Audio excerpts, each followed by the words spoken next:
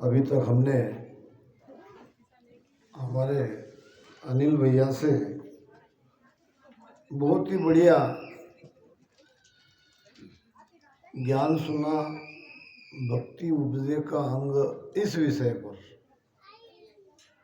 भक्ति कैसे उपजती है। कल ही हमारे सबके बाबूजी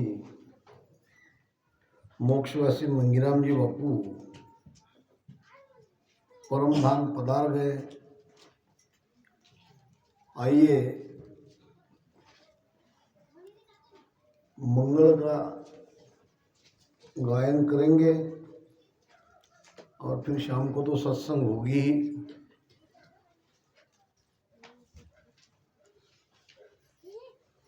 छाड़ो नी जग को नेह, जगत सुतोड़िए हंसा। छाड़ो नी जग को नेह, जगत सुतोड़िए। सतगुरु सो करहे सायब दिस जोड़िए हंसा।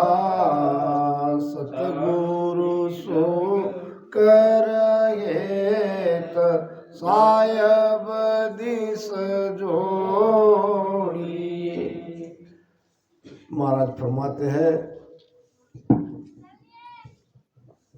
हंसा छाड़ोनी जग को नेह। सभी हंस आत्माओं को कह रहे हैं। क्यों कह रहे हैं? कि जहां तुमने प्रेम लगाया है वो संसार झूठा है, जगत झूठा है, जगत का प्रेम झूठा है। छाड़ोनी जग को नेह, जगत सु तोड़िए, जगत से अलग हो जाओ। वैसे भी एक दिन तो होना ही है, जगत से बाहर निकलना ही है। ये शरीर भी हमारा नहीं रहेगा तो ये घर, ये संसार हमारा कहाँ बचेगा। क्यों ऐसा कह रहे हैं? इसके पीछे का भाव क्या है? आनंद हमारा स्वभाव है और आनंद मिलना चाहिए, इसी के लिए ये जगत बनाया है। इसके पीछे का परमात्मा का जो सोच है, जो उन्होंने विचार किया है हमारे सबके बारे में, वो अलग तरह का किया था, मगर ठीक उससे उल्टा हो गया, विपरीत हो गया। जैसा कि हर एक पिता को लगता है कि हमारे बेटे सुख से रहे, आनंद में रहे, और वो आनंद के साधन भी हमारे लिए जुटाते हैं हमारे माता पिता।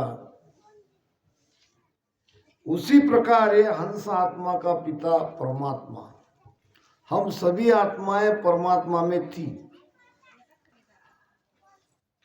गुरु महाराज कहते हैं कि ब्रह्म जहाँ सुन सुख दुख नाही, लेना एक न देना काई। ता कारण यो खेल बनायो, पांच भूत कर संग हुए आयो। ये है कारण। उस परम शून्य में, उस परमात्मा में हम सभी आत्माएं थी। तो जैसा कि अभी मैंने बताया, हर एक पिता को लगता है कि अपने बच्चों को आनंद मिले। यही भाव उस समय परमात्मा का रहा था कि हम सब उसके बेटे हैं और हमको सुख मिले, हमको आनंद मिले, इसके लिए इस संसार की रचना हुई है। ये शरीर जो हमें मिला है ये आनंद के लिए मिला है, क्योंकि आनंद बिना माया से नहीं मिलता। आनंद लेसी जाय जीव माया कहूँ तो ही। कोई कह सकता है कि जब सब परमात्मा के हाथ में है तो वहीं के वहीं आनंद हमको क्यों नहीं दिया? क्योंकि आनंद के लिए ये शरीर चाहिए है। ये शरीर माया का है और इस माया के शरीर में, पांच तत्व के शरीर में हमको डाल दिया गया आनंद के लिए। मगर हुआ इसके ठीक उल्टा, क्योंकि माया ने जकड़ लिया। प्रारंभ से ही माया हमारे साथ है, चाहे वो माता के रूप में हो, चाहे वो बहन भाई के रूप में हो, चाहे पत्नी के रूप में हो, ये सभी रूप माया के हैं। और बाकी जो हम देख रहे, जो दृश्य जगत है, वो भी सब माया है। तो धीरे धीरे हम इस माया के तरफ आकर्षित हो गए। माया का सुख पहले तो बहुत अच्छा लगता ही है, मगर धीरे धीरे वो सुख हमें फीका लगने लगता है। देख लो आप, आपके रोज के व्यवहारिक उदाहरण से आपको मैं समझा देता हूँ। बढ़िया सा भोजन आपके थाली में आ गया, भूख भी आपको लगी है। अब भोजन जैसे उसका हम आनंद ले रहे हैं, तो पहली बार तो उसका आनंद आता है। जैसे जैसे हमारे अंदर भीतर से तृप्तता आती है, वैसे वैसे वो इतना बढ़िया भोजन भी हमें दुखदाई लगने लगता है। आगे तो बिल्कुल भी हम उसको छोड़ देते, अब नहीं होना, अब तृप्तता आ गई। अब थोड़ी देर के लिए हमको बहुत आनंद आया, सुख भी मिला, दूसरे दिन और दोबारा भूख लगती है, दूसरे दिन और भोजन करने की इच्छा होती है। ऐसा ही तुम सोने का सुख ले लो। गहरे नींद में आज सो गए, सुबह उठे, फ्रेश हो गए, और दोबारा सोना चाहते हैं, सोना पड़ेगा। संसार में सुख तो है, मगर ये सुख, इसमें कभी भी हम तृप्त नहीं होते। एक बार मिल गया ऐसी बात नहीं है, बार बार ये सुख चाहिए। अब बार बार सुख लाने के लिए, बार बार सुख मिलने के लिए कुछ कर्म भी करना पड़ता है। 5 इंद्रियां है, 5 विषय सुखों की। आँख है, कान है, नाक है, रसना है, त्वचा है। अब इस संपूर्ण जगत में बस ये 5 विषयों का ही सुख है। इन्हीं 5 विषय के सुख के लिए हम रात दिन दौड़ धूप कर रहे हैं। काम काम काम, पैसा पैसा पैसा। कोई आराम करना नहीं चाहता है। सब चाहते हैं, सब सुख के पीछे दौड़े हैं, सबको धन चाहिए। धन प्राप्ति के लिए, शरीर की भी परवाह नहीं कर रहे हैं। वास्तव में धन के पीछे वो सुख तलाश रहे हैं, धन के लिए नहीं दौड़ रहे हैं, ये सुख के लिए दौड़ रहे हैं, क्योंकि सुख हमारा स्वभाव है, हमको सुख चाहिए, हम सुख के लिए आए हैं। मगर ये माया के सुख से कभी तृप्तता नहीं मिलती। सुख तुम्हारे भीतर है, सुख आनंद का खजाना तुम्हारे भीतर है, इसलिए आप भीतर जाओ, अपने स्वरूप तक जाओ और देखो वहाँ आनंद कितना है। और ये आनंद कभी खत्म नहीं होने वाला है, ये अखंड है। आप मना करोगे तो भी वो आता रहेगा, इतना आनंद भीतर में है। मगर इसके लिए आपको किसी पहुंचे हुए महापुरुष के शरण में जाना पड़ेगा। अभी हमारे भैया जी ने बहुत बढ़िया बात बताई तरंग की। देखो गुरु महाराज का ज्ञान उन्होंने कितना आसानी से हमारे दिमाग में बिठा दिया। ये संतों के अंदर में ये कला होती है। मैं आपको व्यवहारिक उदाहरण से समझाता हूं। दुख और सुख दोनों से हम परिचित हैं,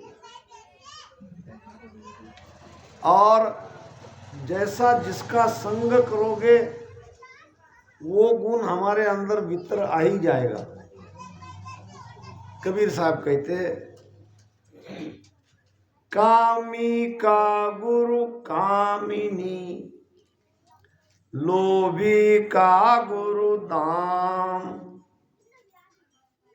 कामी का गुरु कामिनी, कामिनी को देखते ही कामी के अंदर काम जागृत होता है। काम काम का गुरु है, क्योंकि वो उसका गुरु है। और लोभी का गुरु दाम। लोभी हरदम उसके अंदर लोभ रहता क्या? दाम सामने दिखते ही वो लोभ आ जाता है।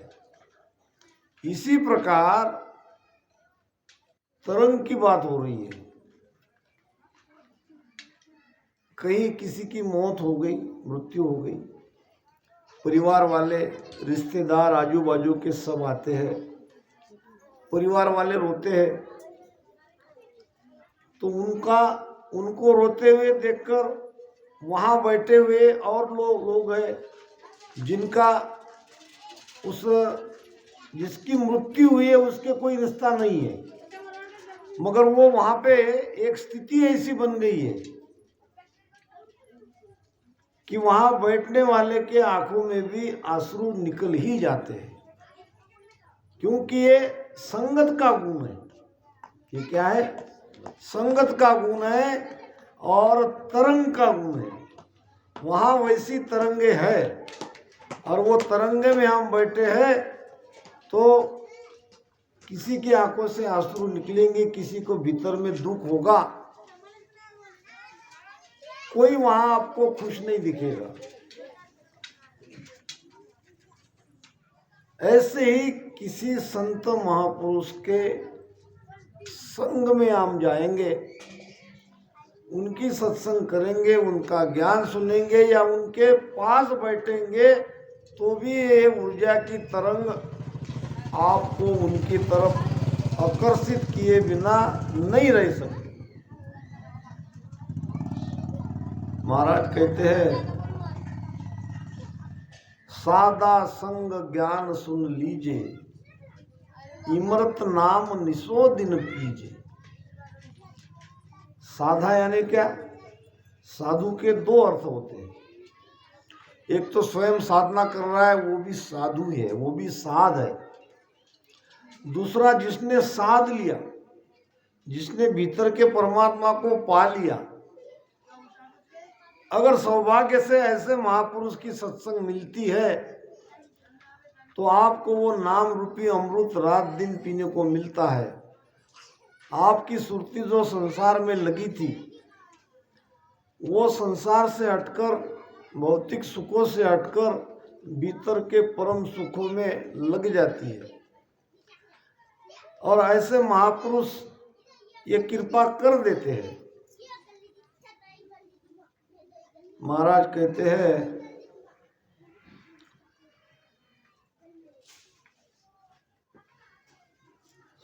संता की, अभी भक्ति उपजक पे अंग में आया, क्या आया?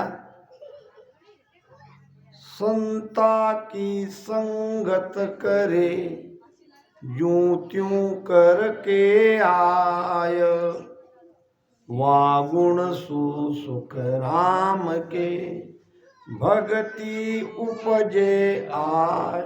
कितनी बड़ी बात बताई महाराज ने। छोटा सा विषय है 24 साखी का, एक से एक बढ़िया ज्ञान उसमें लिखा है। ये जूतु शब्द बड़ा महत्वपूर्ण है। सत्संग के लिए जैसा बनता है वैसी कोशिश करके अगर कोई यहां तक आ जाता है जू त्यों। पुराने जमाने में सभी लोग हिवरा जाते थे पैदल, यानी कितनी तकलीफ सहते सहते वो वहां जाते थे। ऐसे ही अगर कोई हंस आत्मा जैसे तैसे करके कोशिश करके, अब हमारे रमेश बापू, हमारी बेटी बम्बई से आए, अनिल भैया आए, ये यहाँ हमारी बिटिया बैठी है, देखो। इसका मतलब क्या? उन्होंने कोशिश करी, हाँ हमको जाना है सत्संग को। काम किसके पीछे नहीं है, सभी के पीछे काम लगा है। मगर यहाँ इतने ही गिने चुने आए हैं, इन्होंने कोशिश करी, इतनों ने थोड़ी देर के लिए अपने मन को राजी कर लिया। अगर कोई इतना भी काम करता है, यहाँ तक पहुँचता है, तो सत्संग लेने वाले का उद्देश्य सफल हुआ। ये सत्संग के आयोजन में बहुत बड़ा राज है। नहीं तो हमारे संत मोहनदास जी महाराज को सत्संग रखने की क्या आवश्यकता है? जिनकी रात दिन अखंड सुरती 10वें द्वार में लगी है, जो बाहर निकलने के लिए सारी कोशिश उनकी चल रही है कि मुझे इसी जन्म में अमरलोक में जाना है, उनके लिए सत्संग रखना कोई बहुत बड़ी बात नहीं है, कोई मायने नहीं रखता है। फिर क्यों रखी? संत दयालु होते हैं, वो आपको इन दुख के चक्कर से बाहर निकालने के लिए ये सुविधा जुटा रहे हैं, एक आपको मौका दे रहे हैं। संता की संगत करे यूं त्यों करके आए, और या गुण सुखराम कहे भक्ति जद तद उपजे आए। जद तद यानी क्या? जब भी कभी ये जन्म में नहीं तो अगले जन्म में, अगले जन्म में नहीं तो अगले जन्म में, आज जो जो ये सत्संग में आए हैं, जिन्होंने ये ज्ञान सुना है, ये उनके जीवन में जरूर प्रभाव इसका पड़ेगा, ये जन्म में नहीं तो अगले जन्म में। आप तो यहाँ पे समझकर आए हो कि यहाँ सत्संग है। ऐसे ऐसे प्रमाण वाणी जी में आते हैं, जिन्होंने सत्संग में जाने के लिए मन में सोचा ही नहीं था। उल्टा उनको कहा गया था कि जिंदगी में सब कुछ करना मगर सत्संग नहीं सुनना। ऐसे ही भाग्यवान के जीवन में ये सत्संग बहुत उनके जीवन में लाभप्रद हुई है। जैसा कि घाटमदास चोर का प्रमाण आता है हमारी वाणी जी में चोर था। पिताजी बूढ़े हो गए थे और कुछ अंतिम श्वासें बाकी थी।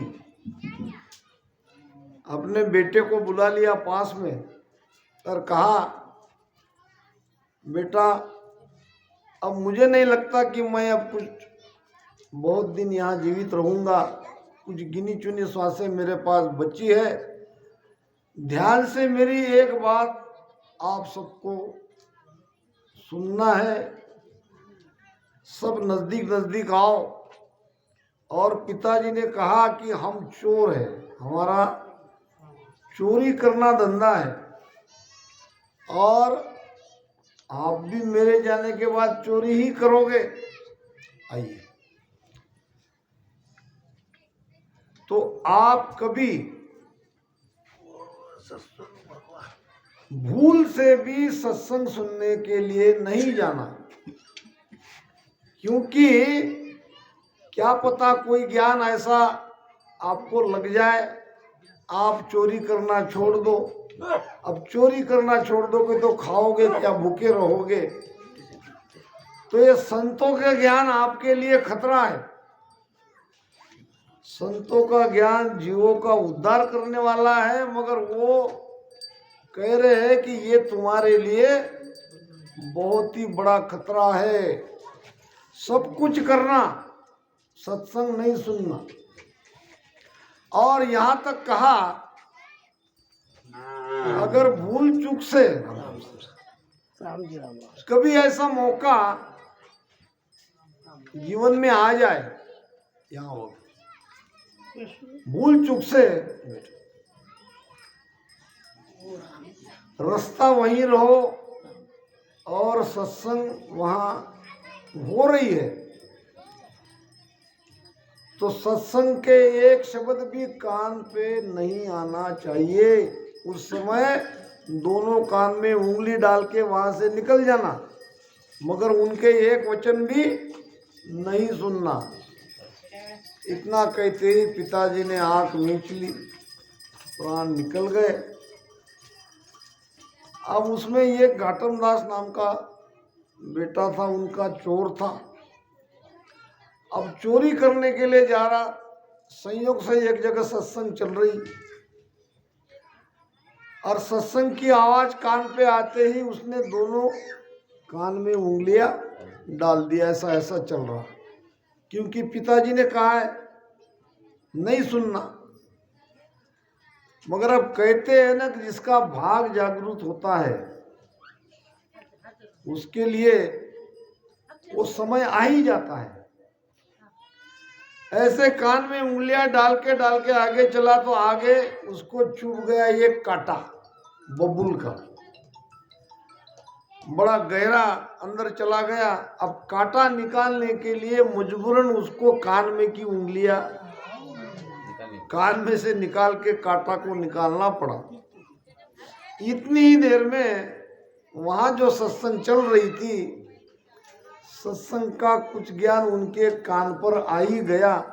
अब कान थोड़ी बंद करेंगे, उंगली डाली थी वो तो निकल गई। तो उन्होंने कहा कि देवता को छाया नहीं रहती। क्या कहा? हम हैं मनुष्य, हमारी छाया रहती है, सभी प्राणी की छाया है, पेड़ पौधों की भी छाया है। मगर वो कोई विषय चल रहा था, उसमें कहा है कि देवता को छाया नहीं रहती है। अब सुनना नहीं चाहता था, मगर ऐसा समय आ गया कि वो मजबूरन उसको सुनना पड़ा। जैसे ही कांटा निकल गया और दोबारा दोनों कान में आंगली निकल के वो आगे चला गया। केवल इतनी ही एक बात उसके कान पे पड़ी, आगे यही ज्ञान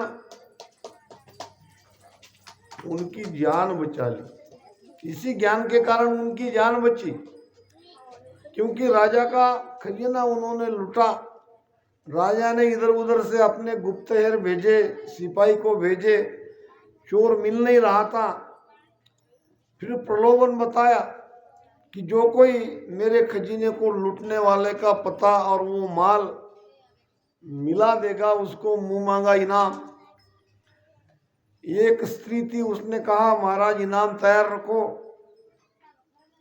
मैं चोर का पता निकाल के आपका सारा चोरी किया गया धन वापस आपको मिला देती हूँ। इसके लिए मुझे कुछ बहुमूल्य वस्त्र और कुछ गहने चाहिए। राजा ने कहा ले जाओ। अब बहुमूल्य वस्त्र और गहने पहन के देवी माता का रूप बना के वो आई उस चोर की बस्ती में जहां घाटम दास रहते थे, और आते ही सबको डांटने लगी। कहाँ गए, मेरे भरोसे तुम चोरी करते हो, तुम्हारा सारा जितनी बड़ी बड़ी चोरी करते हो मेरे कारण तुम बच जाते हो। मैं तुम्हारी कुल दैवत हूँ, मैं देवी हूँ, और मुझे आपने कुछ चढ़ावा चढ़ाया नहीं आज तक। इतनी बड़ी तुमने चोरी राजा के खजाने की कर ली और मुझे चढ़ावा नहीं चढ़ाया। ला दो। अब सारे चोर डरने लगे, घाटम दास के भाई डरने लगे। देवी माता अब अगर क्रोध आ गया और श्राप दे दिया तो हमारा सब नुकसान हो जाएगा। इसके बदले वो सबने मन में ठान ली कि चलो कुछ हिस्सा जाके देवी माता को चढ़ाते हैं। यहां घाटम दास को वो बात याद आ गई। याद तो नहीं करना चाहता था मगर वो याद आ गई कि अगर ये देवी माता है तो चलो इसको छाया है कि नहीं है ये देख ली जाए। देखा तो उसकी बहुत लंबी छाया थी। फिर उसने कहा सच बताओ तुम देवी माता हो? उसने कहा इसमें कोई शक, मैं तुम्हारी कुल देवत हूं। नहीं है तुम एक सामान्य स्त्री हो और मैंने तुम्हें पहचान लिया। सच बताओ नहीं तो अभी तलवार से तुम्हारी गर्दन काट दी जाए। उनके भाई घाटम दास के बहस करने लगे, तुम देवी माता ऐसा क्यों कह रहे हो? उनको बाजू में ले जाके कहा कि पिताजी ने जरूर कहा था सत्संग कभी सुनना नहीं, मगर गलती से मैंने सुन ली। क्या वो प्रसंग ऐसा आ गया, वहां मैंने सुना कि देवी को देवता को छाया नहीं रहती, इसकी तो छाया है। ये देवी नहीं है, हमें फंसा लेके आई है। और एक वचन से, एक शब्द से घाटम दास की जान बच गई, उसको मार डाला। महाराज कहते हैं सतगुरु का एको सब मन कोई लेवे मान, तो सहज होत है संतदा मुश्किल सु आसान। एक ही शब्द से काम हो जाएगा। अगर उस शब्द को हम धारण करते हैं, अपने भीतर उतारते हैं, कोई ज्यादा ज्ञान की आवश्यकता नहीं है।